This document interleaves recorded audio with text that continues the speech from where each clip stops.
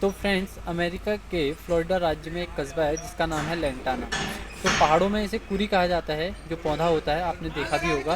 तो उस जगह उसे लेंटाना कहा जाता है। तो लेंटाना उसका नाम 1888 में पड़ा था। तो वो जो पौधा था कुरी, तो उसके जो फूल होते थे बहुत सुंदर होते हैं।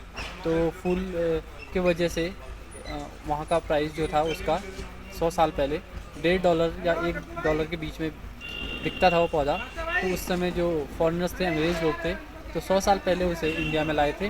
और इंडिया में लाने के बाद उसे लगाया, लेकिन ये इंडिया के लिए एक आफत बन गया। तो गाइज़, आपने देखा ही होगा जो ये पौधा है कुरी लेंटाना, तो ये झाड़ी नुमा पौधा होता है और ये अब पूरे इंडिया में फैल चुका है। तो जहाँ भी ये पौधा होता है तो उसके ज़मीन के नीचे की नमी पूरी तरह से सूख जाती है, क्योंकि इनके पत्तियों में एक ऐसा रसायन होता है जो मतलब मिट्टी की उर्वरक क्षमता को, जो मिट्टी में उपजाऊ भूमि होती है, उसे सुखा देता है। उसकी भूमि में पावर नहीं रहती, ताकत नहीं रहती है कि एक नया प्लांट उसमें उग सके। तो फ्रेंड, जहाँ भी ये झाड़ी होती है तो उसके नीचे कुछ भी नहीं उग पाता है, क्योंकि ये किसी चीज़ को उगने ही नहीं देता है नीचे। तो इससे भूमि बंजर हो जाती है और बिल्कुल पानी की नमी तो बिल्कुल ख़त्म ही हो जाती है। तो इससे हमारी जो फूड चेन है उस पर भी बहुत ज़्यादा प्रभाव पड़ रहा है। जैसे जंगल हैं तो वहाँ भी ये फैल चुका है। एक बड़ी परेशानी ये है कि लैंटाना पक्षियों, कीटों, तितलियों के लिए एक आदर्श पौधा बन चुका है। चिड़िया इसके बीजों को बहुत दूर दूर तक पहुंचाती है। इससे लैंटाना धीरे धीरे हर जगह पनप चुका है। तो जो बर्ड्स होती हैं वो इनको, इनके बीजों को फैलाने में बहुत ज़्यादा हेल्प करती हैं। तो ये हर जगह हो जाते हैं इसी तरह। तो ये बहुत ज़्यादा एक तरह से ख़तरनाक है। तो इसके लिए कई वो भी चलाए गए हैं, अभियान चलाए गए हैं कि ये पूरी को साफ़ कर दिया जाए, जो लेंटाना है इसे साफ़ किया जाए। लेकिन इसको साफ़ करने का खर्च भी बहुत ज़्यादा आता है।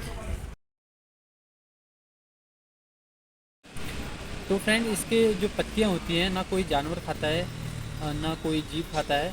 तो जैसे जंगलों में ये होते हैं, तो इससे फूड चेन में भी बहुत फ़र्क पड़ता है। जो शाकाहारी जीव होते हैं उन्हें घास नहीं मिल पाती, क्योंकि ये हर जगह फैल जाता है। तो लैंटाना जंगलों, फॉरेस्ट रिजर्वों, नेशनल पार्कों में फैल चुका है। लैंटाना की झाड़ी अपने नीचे किसी भी और पौधे को नहीं पनपने देती है।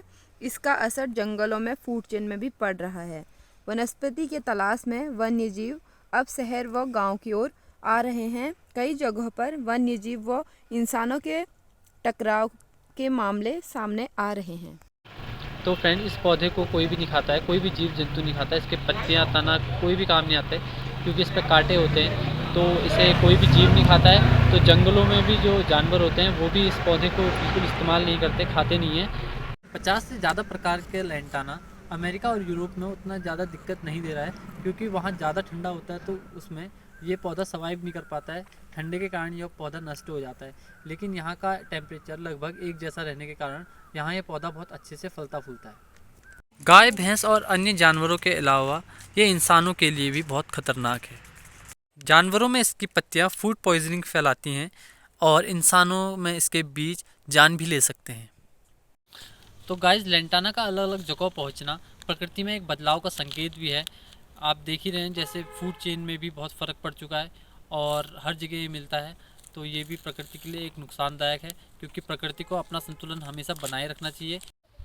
तो गाइस, लेंटाना के बारे में आपको नॉलेज मिली हो तो हमारा चैनल लाइक कीजिए, सब्सक्राइब कीजिए और बेल आइकन को दबाना ना भूलिएगा।